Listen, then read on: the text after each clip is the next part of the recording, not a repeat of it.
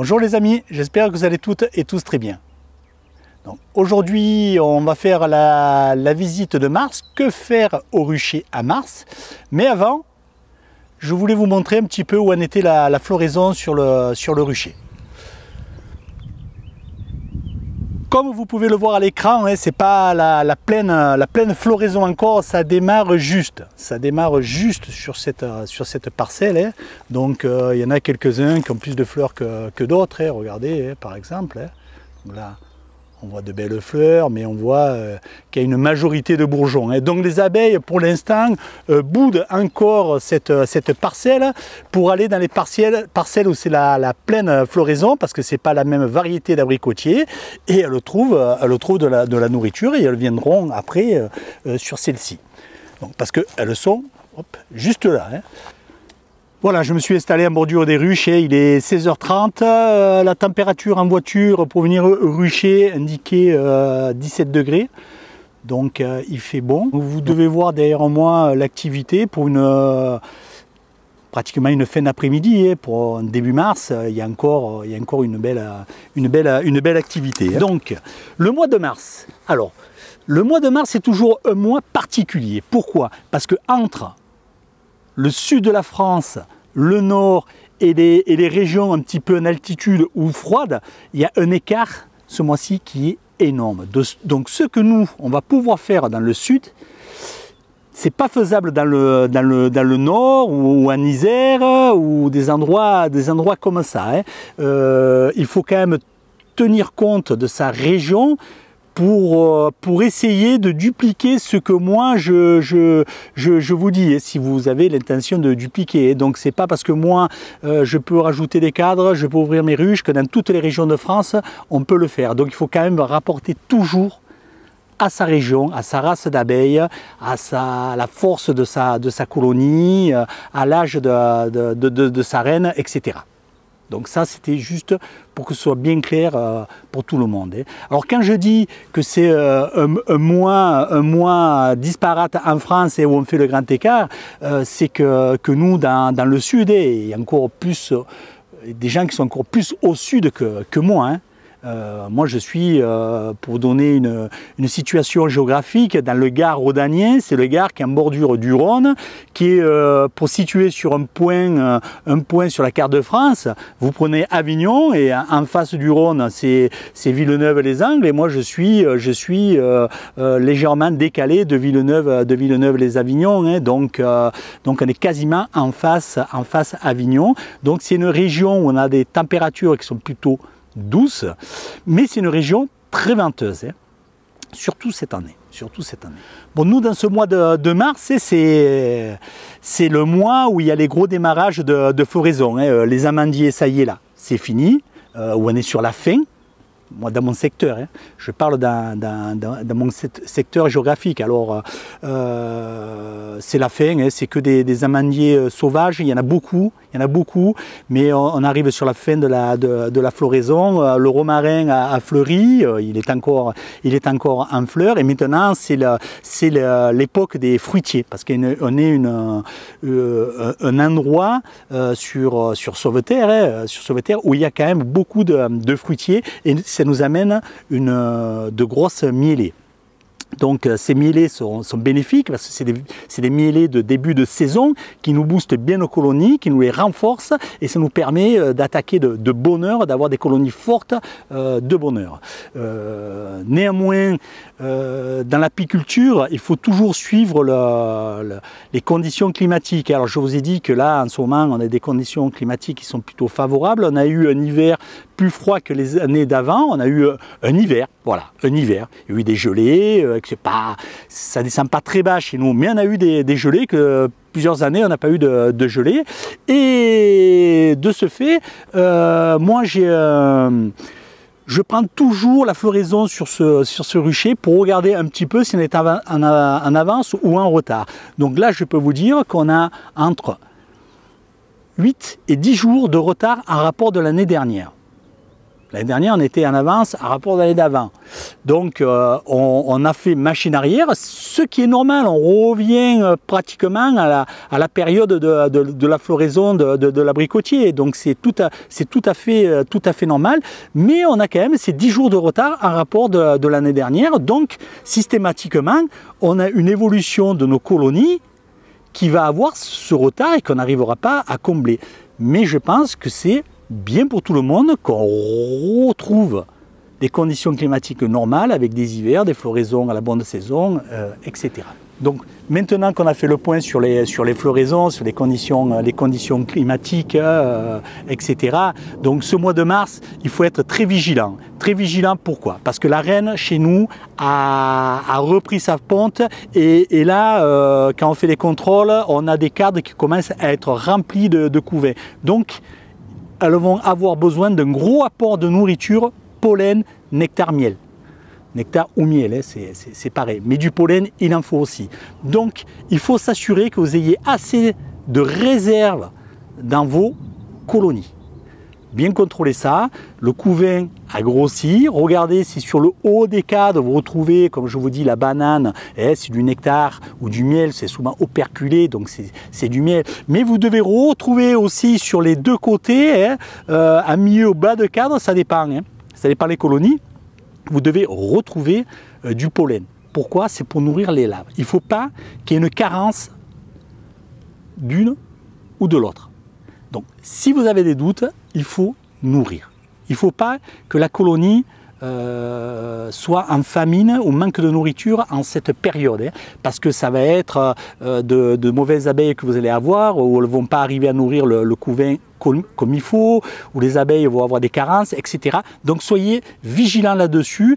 Moi, vous m'avez vu retirer des cadres de miel, mais je le retire parce que je sais où elles sont, je sais ce que j'ai en floraison mellifère autour, et quand je dis autour, c'est autour du rucher, c'est 1,5 km. Donc si vous prenez votre village, il fait 8 km de long, un apiculteur qui est au début, un apiculteur qui est à la fin du village, on ne va pas avoir les mêmes floraisons, à moins qu'il y ait les mêmes cultures de partout. Voilà. Donc là, c'est différent. Mais moi, je sais qu'à ce point géographique, je vais avoir les premières floraisons, des amandiers, ensuite une partie du romarin, d'autres fleurs. Il y a eu les violettes, il y a toutes ces petites fleurs sauvages là qui aujourd'hui sortent, et les grandes, entre guillemets, les grandes mielées que nous on appelle, que moi je dis les grandes mielées, des abricotiers, qui démarre de bonne heure. Donc même si je fais de la place de nectar, je sais que ça va être comblé rapidement. Et si je mets des cadres à étirer, je sais qu'elles ont les ressources de miel qui va rentrer suffisamment pour pouvoir étirer des cadres et nourrir la colonie. Donc faites attention de ne pas retirer des cadres si vous n'êtes pas sûr de votre environnement. Ça, je tenais à vous le signaler. Pour moi aussi, mars, c'est le mois, mais je vous avais déjà dit, c'est le mois de la propreté. C'est le mois où je fais énormément attention à la qualité du couvain, voir s'il n'y a pas de mosaïque, voir s'il est bien bombu, voir si je ne vois pas des petits trous créés par le varroa, voir les abeilles, comment elles se comportent, est-ce qu'elles sont agressives, est-ce qu'elles sont douces. Les abeilles douces qui deviennent agressives, ça peut être aussi un signe d'un parasite qui les gêne. Donc je fais très attention à cette période au niveau hygiène et au niveau sanitaire. Donc je change les planchers sur toutes les ruches. Donc en règle générale sur les ruches, c'est des planchers Nico. Donc c'est facile à faire. Vous retirez votre ruche, vous la posez derrière, vous mettez votre plancher Nico à l'emplacement de là où il y avait la ruche, vous dégrafez votre plancher sur la ruche que vous avez déposée à côté, vous retirez, il va venir le corps de ruche avec votre toit, vous le posez sur le nouveau plancher à l'emplacement de là où il y avait la ruche, vous refermez, c'est fini. Donc voilà pour le remplacement des fonds de ruche. Et après, moi, les cours de ruche, je les nettoie, je les change pour les nettoyer tous les 2 ou 3 ans. C'est un cycle que j'ai pris. Après, c'est vrai que ça demande quand même d'avoir du matériel en réserve pour pouvoir s'organiser comme ça. Mais moi, ça, c'est la partie que je fais à mars. Pareil, à mars, début mars, là, ça y est, moi, ça y est, c'est attaqué, c'est fait. Pourtant, on est le 3, de mémoire, on est le 3 mars. Donc, c'est ça. C'est attaqué, c'est le contrôle de varroa. Parce que si j'ai du varroa dans les ruches, je fais un traitement. Même si j'en ai fait un en décembre, j'ai fait un traitement. Alors, suivant ce que vous faites, si vous le faites à l'acide oxalique ou Varomède, c'est sûr que vous n'allez pas aller tuer le varroa qui se trouve à l'intérieur du couvain, puisque les produits que vous allez utiliser ne fonctionnent que sur le varroa phorétique.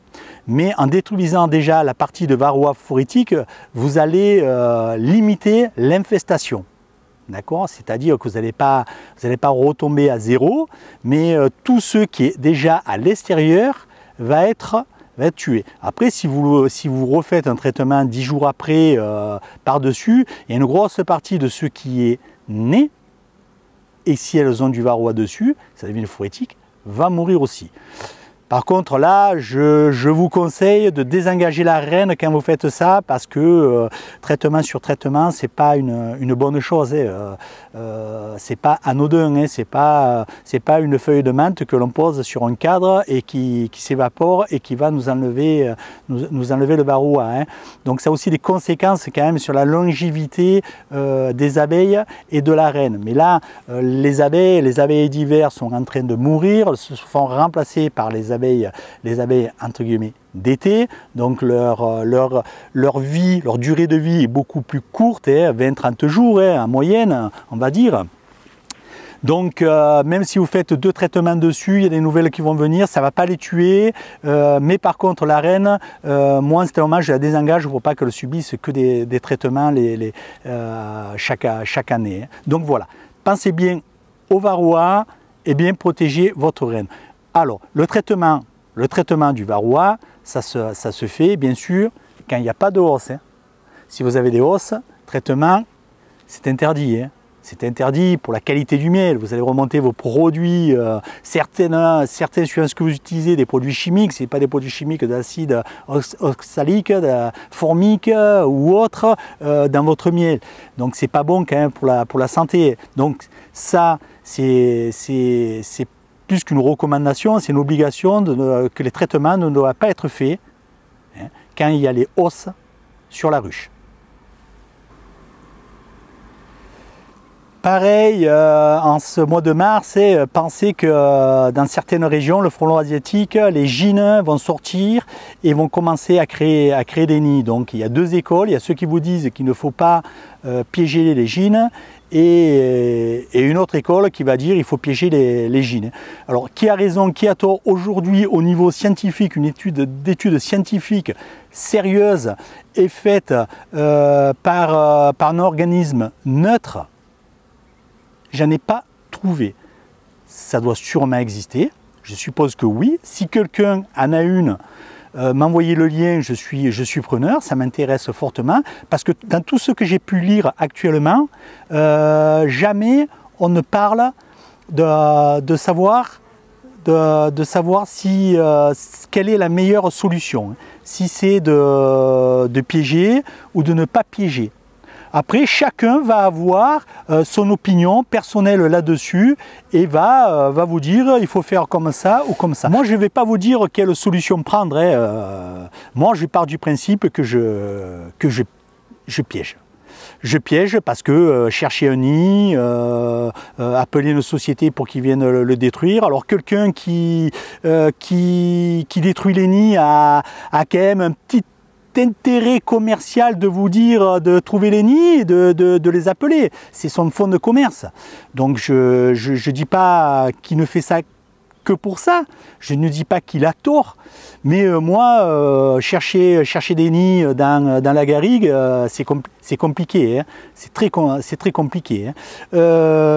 Donc je pars du principe que je piège et toutes les gines que je supprime, eh bien, c'est un nid potentiel de moins. Alors je ne dis pas que chaque gine c'est un nid, mais si vous avez piégé, je sais pas, 25 gines, vous pouvez dire que vous avez supprimé entre 4 et 5 nids, ce qui est déjà pas mal. C'est pas pour ça que vous n'aurez pas de frelons, parce que vous en aurez du frelon asiatique, mais vous aurez réduit quand même la prédation et c'est peut-être une bonne chose pour votre rucher.